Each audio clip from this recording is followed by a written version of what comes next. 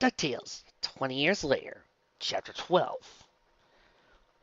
What a dump, said Louis as he searched the low skylines and wide residential streets of the sleepy town below for any sign of either the modern majesty of St. Canard or the earnest bustle of Duckburg. The plane came in for a discreet landing outside of a town near a forest before the group disembarked.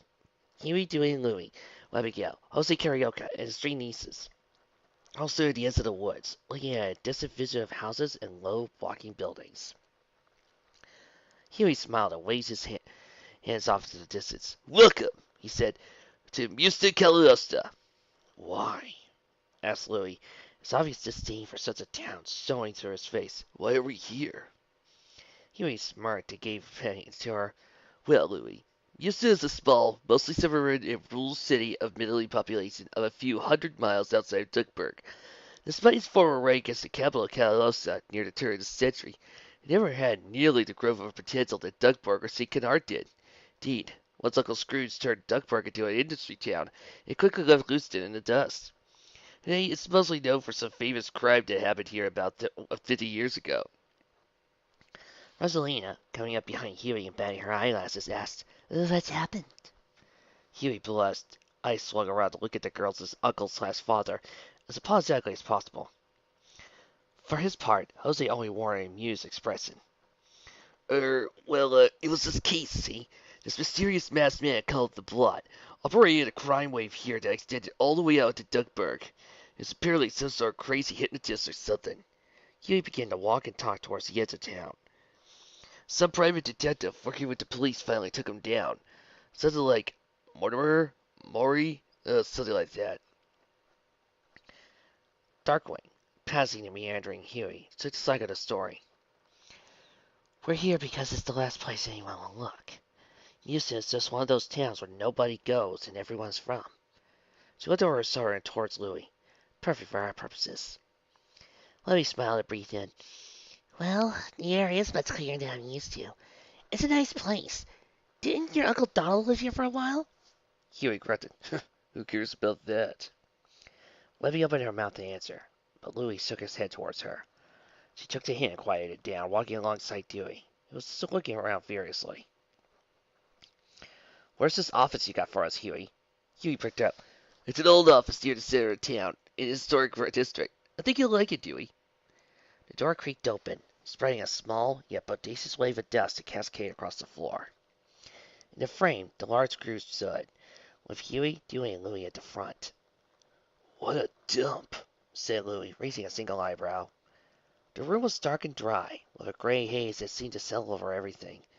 Huey tried the light switch, and a single, bare bulb blinked on, before turning right back out.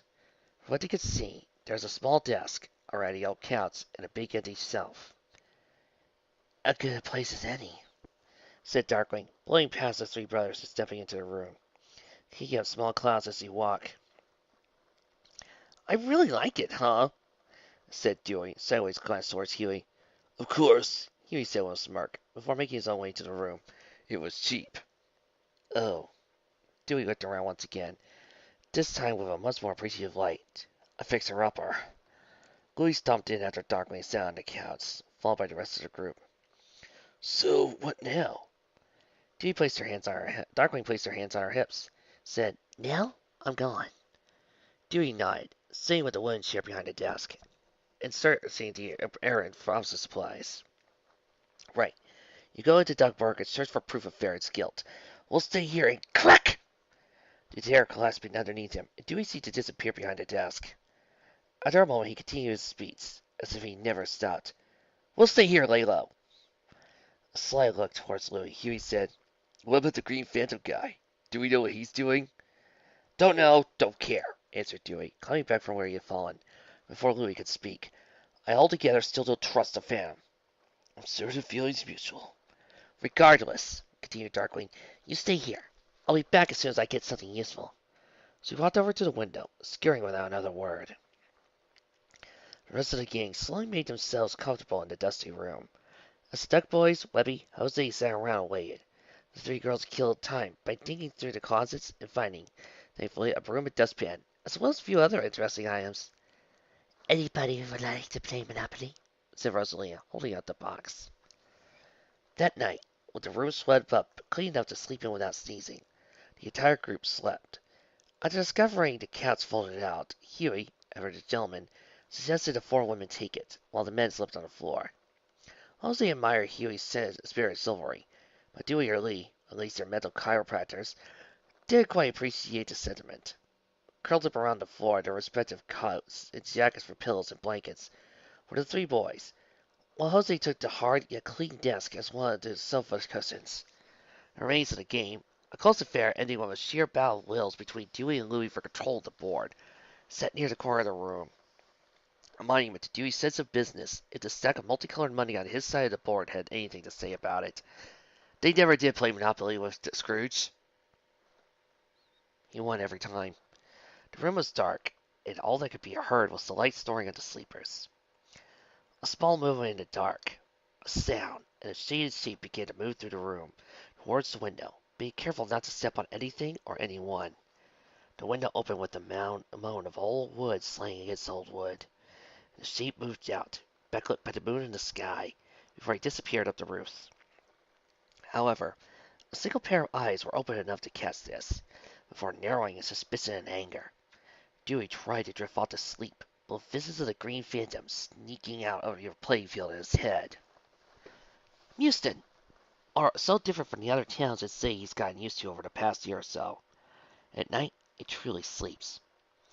Unlike Duckburg, where the men work straight into dawn, or St. Canard, where the unscrupulous stay up late to plot and scheme, or even Rio or Salvador, where the good times are the order of the nightlife, Houston had nothing. The entire town shut down promptly at 9 o'clock, and woke the next morning at 6. No wonder the Phantom Blot was able to set up his business here, and there were no rivals, or no suspicion as he pulled the strings and his puppets a half a world away. The pulse of the city, faint but existent, began to flow through Louis as he sat out on the roof, breathing the clean air. He thought of the blot, and what he must have felt being the only one awake to appreciate the quiet in the dark. What kind of man the detective who took him down must have been. A Houston man, and yet aware enough of the night to defeat someone who operated in the dark. My, there's a lot of compliments towards Mickey. Oh! That was that. Louis was gone, and the Green Phantom had come out to play. Boistered by the silent whispers of the night, he pulled out the grappling hook he had, still made from spare parts salvaged from the Sea Duck, and figured out the story length needed to swing across such low buildings. He threw the iron hook towards the nearest building, a square, four-story midget, and prepared to take a trip across the street. He jumped from the roof, preparing to shift his weight in a swing, raising his legs so the soles of his boots wouldn't scrape across the pavement. He aimed for the roof of a house, a quaint two-story vision of a Norman Rockwell fantasy, with a doghouse and a white picket fence. He reached the low apex of his swing and was about to clear the white spikes of the fence on his way slanted roof. Bang! Suddenly, there was a great deal of slack on the rope. A Green Phantom tried not to scream as he suddenly fell through the air. In a low arc, he cleared the fence, just barely. It came down hard on the leafy bushes down the other side, granting for the impact. Wasting no time, the hero was back on his feet, bent low behind the fence for cover. Just in case that loud cracking noise was what he thought it was. Bang! Suddenly, one of the planks of the fence, disturbingly close to GP, came free, and split in half due to the force of a mid-sized object moving at high velocity. Following the planks, he spotted a raised patch of dirt, where the missile had dug into the homeowner's lawn. A musket ball. Come on out, you son of a bitch! Cried Dewey, waving his musket wildly. I know you're back here! Phantom soared quietly, eyes wide. Looked through the hole in the fence and saw his brother, wild-eyed with rage, holding the musket steady at his hip. With another bang and a puff of white smoke, another section of fence came near his head, loose and flew away, showering him with splinters. Stop shooting, you maniac! Yelled the Green Phantom, standing up and waving his arms while Dewey took the time to tamp more power into the antique gun. What the hell are you doing? Dewey dropped another musket ball into the gun and attempted to tamp it down before aiming his rod and leveling the rifle towards the masked hero. You followed us here to Houston. Why? Where do you keep disappearing to? With sweat on his brow, Louis' shoulder dropped. Oh, come on. You know I'm buddies with Darkwing. She sent me here to keep an eye on you guys. That wasn't part of the plan. We don't need the likes of you hanging around here. Oh, come on. I sent your asses back in South America and Duckburg and wherever you seem to show up, trouble follows. I knew you snuck into the hostel in Salvador every night. I keep asking Jose to close it at night, but he always managed to find a way in. Not long after that, the VPR found us. He got back the gun and looked down the sight towards the green pound. How do I know you're not the one who chopped off Farrah Kagan? How do I know you haven't been working with him the whole time? How do I know you won't go and tell him where we are right now so he can send someone else after us and burn down half of Houston? You got it all wrong, you blind idiot! Prove it. You're hiding something. Of course I am. I'm a superhero. I'm supposed to have a secret identity. Why? I don't know. This is how it works. Get the thing out of my face.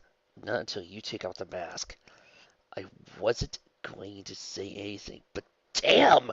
How do you not know who I am? Louis waved his arms around his face. It's not even that big of a mask. Take it off. Literally everyone already knows already. I think even Amelia hasn't figured it out. And she doesn't even speak English! Shut up and take it off. Hey, you hurricanes! Stop this shouting! Yelled a crusty voice from the pastor to picket fence. I get working learning. Surprised, Dewey fired towards the sound, burying the musket ball in the wall of the house as the elderly black and white horse shook his fist. Unaware of the close scream of death, the musket suddenly unarmed. Louis jumped over the fence and yelled as he grabbed the barrel with both gloved hands and pulled, wrenching it out of Dewey's grip before dropping it behind him. He then pushed the black-clad duck into the ground and jumped on him, raising his fist and knocked some sense into his deluded brother. What is what's going on? Said a lady's voice from within. Lord have mercy, what is all that noise? Well, the neighborhood's going to concert, Carabel. The kids is brawling in the streets. I'll say enough fireworks again, who knows how late this early. Look, he's Mr. Me impact with Dewey's beak, but he refused to stay down. His scarred hand pushed the masked man's back up, an arrow aimed a punch, while both legs strapped to try to hit someplace sensitive, with his own free hand grasped and punching Dewey's hand before he could strike. Wrenched his beak free of Dewey's grasp. Is it Mrs. Clark's crackers? Always making a voice. Let me see. Lemon, go back to bed. He turned back towards the fight. You, quit that horsing around. Go back home to your mama's, or I'll give you a whipping like they should have. Dewey wrenched his entire weight sideways. The two ducks found themselves rolling to the empty streets, tearing and thrashing each other with their limbs. Eventually, Dewey found himself on top, and without thinking, sent his forehead to strike the Green Phantom, causing DP's head to bounce painfully off the hard pavement. Did you see all this? Caramel, get back to bed. This isn't for your eyes. Oh, wait till Clark gets here for these. Who are they, Horace? Hell if I know, woman. Horace began to look around. Let me get something to throw. Dewey, breathing hard, leaned on top of the dazed Green Phantom, reached for the mask. Bloody knuckles shaking as he wrapped his fingers around the surprisingly chintzy spirit gun plastic. Began to pull, ripping the mask up from the Phantom's face until, book, crash! Horace, that was my best china. Shame on you! There's for mercies, Clarabelle. They'll think twice before making trouble in our neighborhood. Dewey fell over from the shock of the china plate, slamming into the back of his head. His hand tightened. As he fell to the ground, his vision clouded over with spots. Felt another impact on his face before his vision seemed to clear. He noted that his hand was filled by a crumpled up mask for a good formerly masked man. You? Louis froze, arm caught back in preparation for another wallop. He felt his face, suddenly realized his mask had come done. Where is it? Louis, you're the Green Phantom? If I say yes, will you stop trying to kill me? I reserve the right to change my mind. Dewey tried to push Louis off him, but Louis had him pinned by the ground by his hand. He was staying on his waist out of each of his legs. No getting up until your little baby fit is over. What the hell are you doing playing superhero? I'm not playing, Dewey. I am a superhero. What is this? Is this why you ran out to see Kennard? Is this where you got all the money has been going? Dewey looked angrier than ever, trying to thrust even harder against Louis' hands. You've been wasting your inheritance on toys? You've been spying on my accounts. And why not? You used to be my business partner. I had to know where your money was going. Dewey suddenly spat out to his side, leaving a small pool of bloody spit on the curb. And now I find you are spending hundreds of thousands of dollars to become a superhero, and not even a very good one. Better to just let it sit in a bank with nothing happening to it. I'll just follow Uncle Scrooge's example. Uncle Scrooge saved up all that money in treasure so he could swim in it. Remember all the stories for when he had earned it? What's your excuse? Louis yelled at the top of his lungs, spit flying in his beak as darn door and feelings came flying out. You've never had a worthwhile memory in your life! That's not true! It is! If you had your way, you split up that empty bin at Calamar Hill all day, waste away staring at the pennies nobody can reach! I manage McDuck Enterprises, a responsibility you ran away from! McDuck Enterprises can take care of itself! That's why Uncle Scrooge didn't trust you! Louis drew back before a slammed to trap fist on the pavement. Bastard! Hey, if I'm a bastard, you're a bastard. Stupid triplets thing. Scrooge taught me more than anything he ever taught you.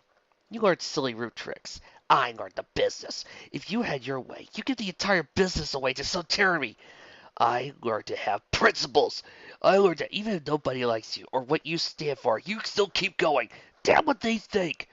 You would realize that if you tried to be yourself instead of some carbon company of our uncle. I used to remember how he felt about what happened to his money. He worked for every last red cent of this. Huh, as if you could tell me about work. You went off gallivanting in India. I stayed behind. I stayed behind and worked so Uncle Donald could feed us, so he could go through his proposal to Aunt Daisy. I stayed behind to help you take care of that man before he would have got so killed chasing after more money and treasure all alone. I worked and I worked for the shit that man gave us for money, while you and Huey went out and had lives. I worked after he was killed just to make sure business would run after he was gone. And all that, I think I was entitled to start having a life with my own money that I earned being the good nephew! Drops of water fell on Dewey's face as Louis spoke. His face became warbly as he struggled with emotion. Good nephew? Good nephew? Dewey's old face turned on a red hood as it stared back. I was the good nephew. I was prospecting for gold in India, you idiot. I was trying to make my own fortune. I didn't want to fall back on Uncle Scrooge's money for some empty security. I wanted to make my own way in the world. He pushed on Louis's hands, succeeding in raising up the stronger arm slightly. I took all the money out of that bin because I wanted to start over. That was his money, not mine. It'll always be his money, full of memories of the Klondike in Panama, the Mississippi, Travaso, Glasgow. Couldn't just keep hoarding all those memories that weren't mine. I was going to fill the bin with my own money that I made myself. I wanted to catch up to him, surpass him, but they died. You got me alone to run the business. I just couldn't abandon to find my fortune. My claims to sat in India, gathering dust, and I couldn't. His unraised eyes shook in the wire. It made me miss him so much. I thought he would stay with us forever. He always loved you more. He always talked about your expedition. Who cares? You got to spend the last year with him. I wanted to see him last night before he... Oh, Dewey! Lily! Finally giving in to their mutual sobs, the two brothers were now embraced tightly in the street, wailing and calling each other's names, along with health pronouns apologies to one another. And to Uncle Scrooge, Huey, Webby, Goslin, Uncle Donald, and anyone else they could think of. Aching hands and faces were forgotten, and the racking sweeps as the two brothers melted together. Letting 5 or more years of rivalry and antagonism dissolve away so many tears. What are they doing now, Horace? My God, I think they might be a couple of them homosexuals for the city. Those things, I'll get more time. Go get him, Horace. I did that good dramatic moment. I needed that. Next morning, Huey was the first one to get up, even before the sun. And the first thing he noticed was Dewey and Louie were both nowhere to be found. Brows creased, and he got up, stretching the creaks out of his back on the hard floor, putting his leather jacket on his undershirt.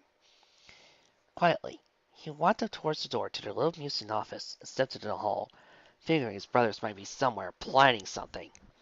That's when he heard singing, faint at first, coming in further down the corridor. where there was a simple staircase leading up to the roofs. As Huey got closer to the roof access door, the sounds of song and laughter got as well as sounds of clinking. He placed the hand gingerly on the door and twisted the handle, listening to the two voices beyond singing a sloppy round. Show me the way to go. Show me the way to go. Oh, you stopped. You started too early. A laugh. You started too late. That makes no sense. Another laugh. Huey peeked through the crack of the door and saw, sitting on the ground near the end of the room, a half-drunk bottle between them, and two glasses in each of their hands. Louie and Dewey. Their clothes were disheveled, and Louie's costume was only half on. A crumpled mask set clumsily to his forehead, a remainder of the spirit gum. It's about as much sense as you're paying for the most expensive stuff in the door, Dewey. Is that a special little case of Green Ghost? Phantom! Phantom! I'm not the Green Phantom. I'm not Ghost. Another starring your name with the same letters as a hooking device. I wanted something flam. Flam? Flam, razzmatazz, jazz, gumption. Yeah. Okay, you start this time. I started last time. Well, start again. Huey walked down the roof right then, before Dewey could get half the first note. Both brothers on their feet, rushing towards their brother. Huey! They yelled in unison. We're sorry for everything. We were jerks, said Dewey and Louie in alternating rhythm. Have you guys been drinking up here? We had a fight, said Dewey. But then I punched him, and now we're brothers again. And we got those nice dishes to show for it. Dewey reached in the pocket and retrieved shards of blue-painted ceramic that had been shattered. If we need you, yelled Huey suddenly, grabbing Huey's arm and pulling him. We're not drunk, and we can't just see this Red Robin down. Huey let himself be persistent near the edge of the building and sat down next to the bottom. As he said, Now, wait a minute. Dewey, you know that Louie's the Green Phantom? Yeah. And Louie, you're not mad at Dewey anymore? Nope. And Dewey bought, let down the ball and gobbled the Lego, 21-year-old Scotch? The good shit, said both the brothers in unison. Huey looked from one another, to the other again. The scurrying idiot grins, famed by a pair of very conspicuous black eyes on Dewey, somehow caused Huey's heart to melt. The only cure for a melted heart? He took a squeeze of the Scotch straight for the ball, right, gasping at the beautiful sting. Well, boys, I don't know what happened between the two of you, but this is probably the best breakfast I ever had. He held it in finger like a tender's baton as the hard liquor began to play tugs on the empty stomach. A one and a two and a... The three began their song. Who has the sweetest disposition? One guess who? Who never ever starts an argument? Who never has a bad temperament? Who's never wrong but always right? Who never dream of starting a fight? Who gets stuck with all the bad luck? No one but Donald Duck. You did that from memory. Yes. Yes, I did. The three began to sing their song, overlapping their voices in three parts, occasionally skipping beats and warping the rhythm, but often blending into three parts, falling perfectly in step between each other, while turned one song into three in sequence. They faced out towards the east of the building, watched the sun rise, arms around each other, brothers once again, at last.